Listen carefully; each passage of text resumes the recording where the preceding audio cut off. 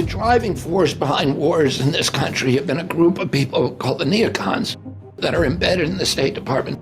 They published their manifesto in the late 1990s. It was called the Project for a New American Century, and this outlined their plans for the world. And what they said is that America had won the Cold War, and as the victor, it was our privilege to run the world for at least a century. It would be the Project for a New American Century, and that we should accomplish this feat through the use of our superior military power and through violence. And it outlined 8 countries that needed to be overthrown, including Iraq. And then shortly after publication of that, the neocons in the White House, who surrounded President George W. Bush, defrauded us into the Iraq War by saying there were weapons of mass destruction and suggesting, falsely that Saddam had something to do with the 9/11 attack.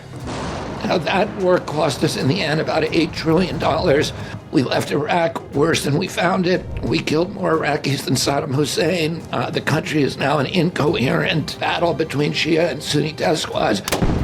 We created ISIS. We drove 2 million refugees into Europe, which destabilized all the nations in Europe for, the next probably century. And all of those neocons were driven out of office, and we thought they were gone forever. But they reappeared first in the Obama administration. Now they run the Biden administration.